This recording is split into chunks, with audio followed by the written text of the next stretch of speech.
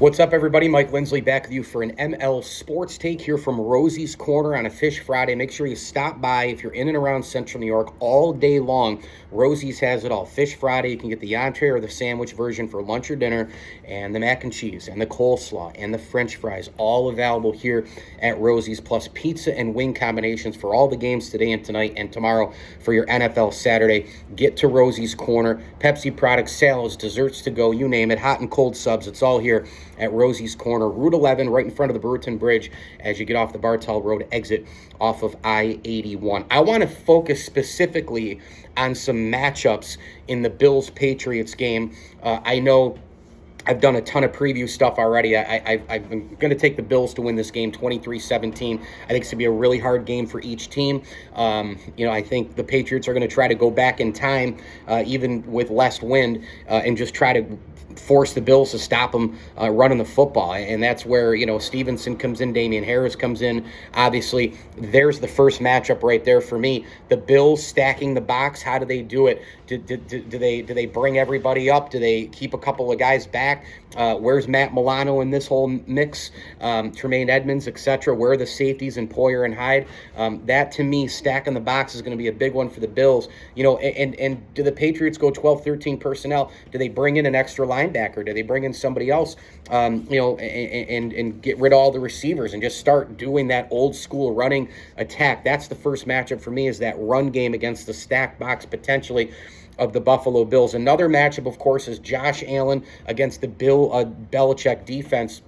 Looking, of course, at Stephon Diggs and J.C. Jackson in that matchup one-on-one, and just overall Hightower and Matthew Judon. I'll get to that specific matchup with Judon and Dawkins in just a second. But you've got all of those players, and you know that Bill Belichick tries to do something different each and every week, and he tries to take away what you do best. So let's see what he'll do against Josh Allen. And Allen's got Gabe Davis, he's got Diggs, he has Beasley, he has McKenzie, he's got a full, healthy offensive line.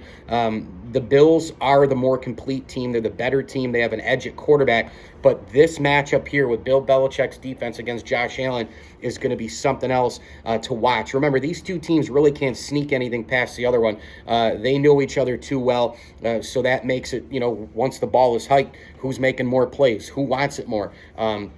As Jerry Hughes and many others have said this week to the Buffalo media.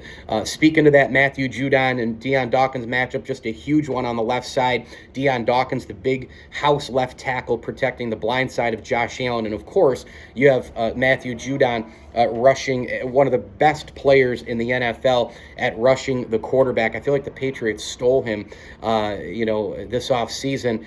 That's going to be a big one there. Deion Dawkins had success against Judon the last time they played in Foxborough.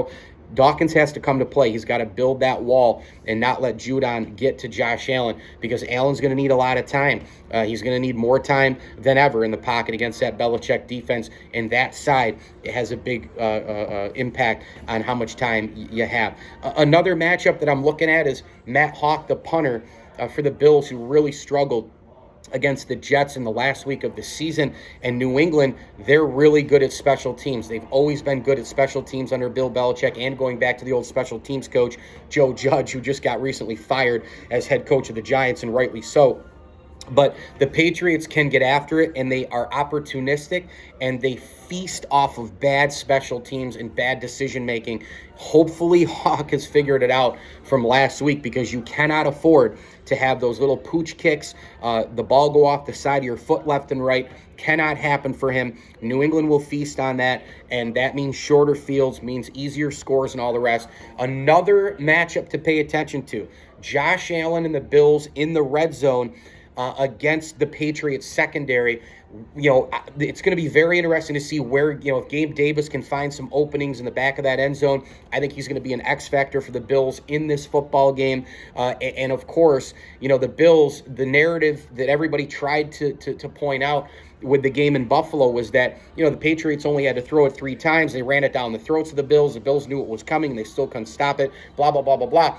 Oh, the Bills, the wind, the weather, they the offense is going to hold them back. That's not necessarily true. The Bills went against the wind in the fourth quarter, and they moved the ball consistently. The problem was once they got in the red zone, they didn't capitalize. So that's going to happen this time around in Buffalo for the Bills. I think they'll be able to move the ball.